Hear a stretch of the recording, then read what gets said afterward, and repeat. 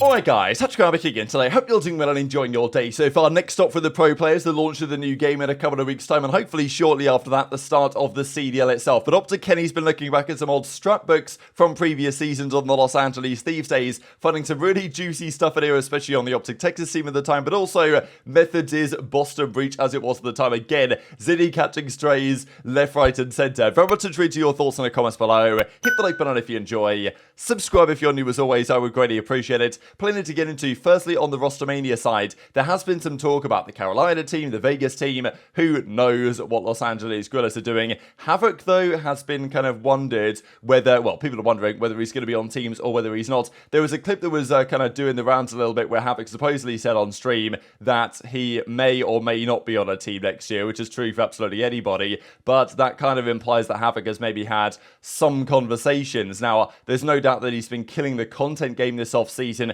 Might make sense for Havoc. Let's say he got a substitute offer somewhere, that might make a lot of sense. Can keep doing the content stuff. And to be fair, when the game launches, some of the best content is scrims and certainly challenger tournaments. Stuff like this could be a good idea. So we'll see what Havoc decides to do, whether he goes full-on content for the new year, whether he has an offer somewhere to be a starter, or maybe just be on the substitute roster for some team somewhere. So that's going to be one to keep your eyes on as we progress forward. There's also this roster in challenges. So we don't know what the situation is with Priestahh and whether he might be the substitute for the Seattle Surge. Classic, I think they're keeping on to FaZe, at least I'm pretty sure they extended his kind of contract to be FaZe's substitute. Now, they are teaming in challenges. Classic Priestahh with two other guys. Chain, this is an immigrant Chain who was, European. I think he's Northern Irish player from a couple of years ago. This is a different Chain. And this guy, Bitter, is another different guy who they've supposedly, seemingly found at least, from the ranked play leaderboards, which is pretty cool to be fair.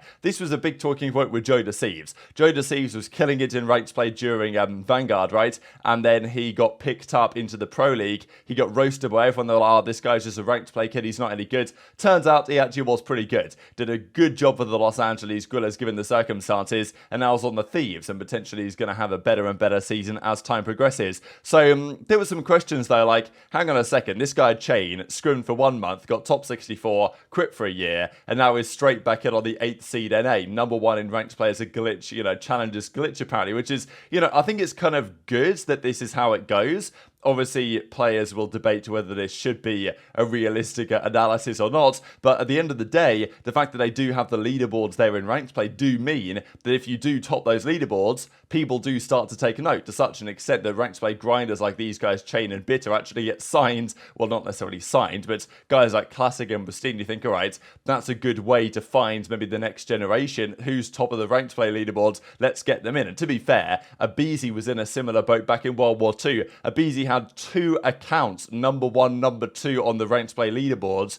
And everyone was like, who's this kid? Like, let's give him a go. Turns out he was pretty good. Now, there's been a few comments going around from Phil Spencer, right? Who, of course, is, the Xbox guy, Microsoft Gaming, who is going to be taking a leading role in deciding what is next for the Call of Duty franchise. Now, he was giving some thoughts on this Xbox podcast about this and confirmed that there will be, like, 100% parity, I say, over the different platforms. We'll have no goal of somehow using Call of Duty to get you to buy an Xbox console. There'll be no more, like, platform exclusivity and stuff like this for the betas and all the other things. So that is a good thing. And he also talked about that they're starting the process, or he is, with sitting down with all the development teams, understanding what future games they're working on, asking each team their passion and what they want to work on. Now, before we get into the potential positives this might have, you've got to understand that at the end of the day, these guys still got to make money. Like Microsoft taking to put all this money in to say, all right, let's just make less money than Activision were making before. They want to take things to the next level, but it does feel like Phil Spencer has a different approach to what Activision did, talking about how he's going to be asking the development teams, right, what are you working on now? What do you want to work on? Like, what do you think is right for the franchise?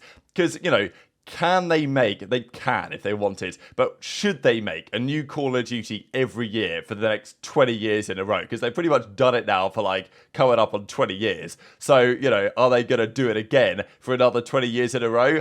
Maybe, but is Microsoft's opinion going to be slightly different to say, all right, maybe let's calm it down, do one every 2 years, or let's maybe look at remastering Black Ops 2? I don't know, but it will be interesting to hear what the development teams think and, what their perception would be, because the developers get a lot of flack by the pros or by, just the community in general, but often it's not the developers' fault, really. They're getting forced into doing XYZ by the higher-ups. They can't necessarily control the product they're making. They've got very tight budgets and deadlines and stuff like this they've got to reach, and it's a big challenge. So this sounds like a slight change of approach. Now, obviously, it's too early for Phil Spencer to be talking about what he's going to do or what they're going to do with the Call of Duty League product, but that is another thing that they will have to figure out at some point as well. I do wonder how similar it's going to be to what they presently do over in Halo. I did see this from Crim as well, where he congratulated, well, obviously he's congratulating the FaZe guys. He's on FaZe that won the World Championship. I'm sure part of Crim was happy that Formal didn't win, just because you know what Crim said about when Scump retired, that he was like,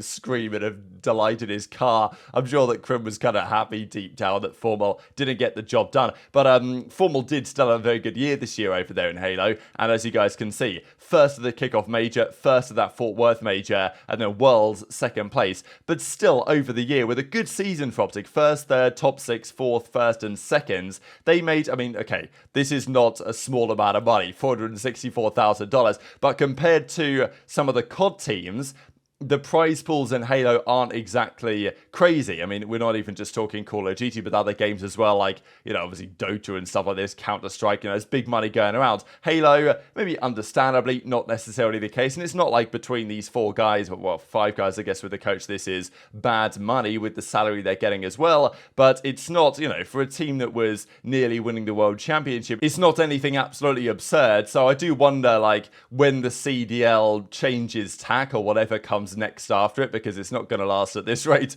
for too much longer, what that looks like, right? And, I think it's kind of inevitable that it will go back in Call of Duty to being OpTic Gaming and being FaZe Clan, I guess, if FaZe Clan even still exists, because they're in all sorts of financial difficulties at the moment, if you guys are aware of what's going on there behind the scenes, although I'm pretty sure their stock price, despite having gone down about 98% since they went public, it went up by about 25% when they won Halo Worlds. So, I don't really know why that would be relevant, but pretty funny, I guess. Now, speaking of a player that was in the Halo side for a time, and of course now in the Call of Duty side being Kenny, he was looking back at some of the old Stratbooks, and I love it when the pros go into this, and this is the type of content that would be really cool to see. I don't know, like the Flank could do a deep dive on this, because in usual, like regular sports or games, you can't really reveal strats that you've had a couple of years ago, because they might still be relevant. But the fact that we do have a new COD every year means that these things, as soon as the season is over, you can look at them and they're really interesting. I think Karma talked about the same thing. He had a strat book that he put together for Infinite Warfare when OpTic won the World Championship. And, of course, you're never going to play Infinite Warfare again competitively, so there's no problem revealing that to the public. So Kenny actually found up the Vanguard strat book. So as we can see here, 28th of May, 2022, on the Los Angeles Thieves days. And this was his page analysis here on OpTic Chicago/Dallas. The funny thing is about this that it wasn't like it had been OpTic Texas for some time at this point. OpTic Chicago was the previous year's team in Cold War, and we thought that they were going to be called OpTic Dallas when the merger happened with Dallas Empire, but then eventually they actually got the rights to do the entirety of Texas, so it became OpTic Texas. But it's kind of funny that it was OpTic Texas for months, but yet Kenny still writes down OpTic Chicago/Dallas Search and Destroy. Kenny's handwriting is really good as well, because if I was writing this, there's no way this would be legible. And I thought it was pretty cool. So I think some of this analysis was just for himself, really. I guess he shared some of this with the team, but it does kind of go to show the level that you've got to get to. I mean, look, Los Angeles Thieves were the best team in the game by far at around about this time towards the end of the season, so they definitely knew what they were doing, and this was probably part of the reason why. Now, it's not like the other teams didn't have the strat books, but, I think it's probably a good sign for OpTic Texas going into this year that Kenny, I'm pretty sure he said that this was kind of like his own strat book. Obviously, he shared things with other guys, and I'm sure Shane had his own strat book, and Jacob had his own strat book, and they probably had a team one, but this was Kenny's like own personal one that he could use to remind himself what to do. So this was Berlin Search and Destroy when you're playing OpTic. On offense, ProLoot is the bomb carrier most of the time. Talking about like if the flank is open, then like they're going mid or go mid, or if they're going A, they slide inner. He also talks about defense as well. They go 2A, 2B, mid is open, and secret as well. Seth lays down in, I think he meant to say office here, and ProLoot inside B bomb, double cross A. Sometimes Seth hits to statue,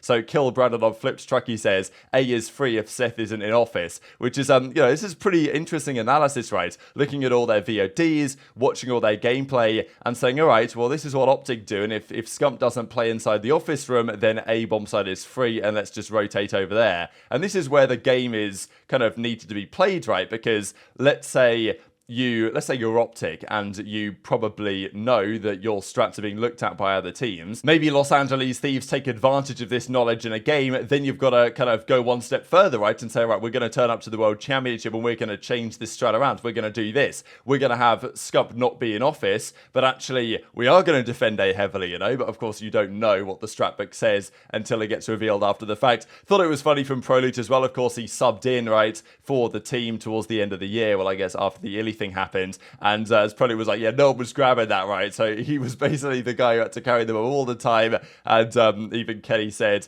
they might not even grab it. So it says that the OBJ work from the OpTic team was not necessarily up to scratch. Now, he also mentions this. Well, Octane actually said Nero plays B-bomb. So this was clearly part of their strat against Boston when they were just quite clear in their belief that Nero was always in B. I didn't tweet the breach one because it was all over the place, he said. And then TJ's like, all right, tweet it. I want to see this right now. And, was theorizing as to what might potentially be said in this strat book. But this was what he came out with again. So, he had drawing arrows and stuff. So again, it's kind of all over the place. And it's easy, I'm sure, for Kenny to read and to understand that it is to kind of look at. But he corrects himself and says, all right, Cap or Nero, carry the bomb. This was the best bit, though. Zinni is slow AF, pinch watcher, train/warehouse, which is pretty funny. I mean, like, you can't get it. Zinni just can't get away from the strays, can he? I mean, even in this leaked strat book from a couple of years ago. And it's not like it's a bad thing for Zinni to be playing slow in these situations, but it was kind of known that, that's the way that Boston and Methodz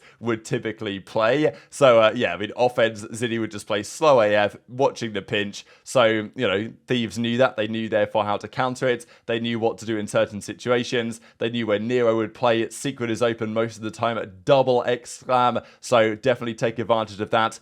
And, I mean, this was key, right? Because let's not forget, the Los Angeles Thieves at the start of that season were terrible in search and destroy. Mostly it was the situationals that weren't good for them, really. I mean, I remember vividly that Tuscan S&D game 5 against OpTic where it went round 11, I think. And they had some very questionable plays round 11 when Shotzzy and the entire team made a big flank and Thieves just seemed all over the shop, didn't know what they're doing. This, I'm guessing, was a big part of why their search and destroy turned around big time in the second half of the season, and they went on to do so well. And I just think it's kind of, we don't often get to see this from players. I know that JP has recently been doing some analysis on this from kind of his perspective, not quite the same level of content, and I know that Rambo did a bit of it as well, to be fair, after he was kicked from being the coach and became like a content guy, and obviously that wasn't going to last for all that long. And it's difficult to say who exactly brought this mindset into Kenny, whether, like, has Kenny done this since he first came in World War II? Was he watching VOD, taking notes for himself, or was this something that he kind of learned and picked up on over time? Or was it something that Shane, coming into Los Angeles Thieves, said, all right,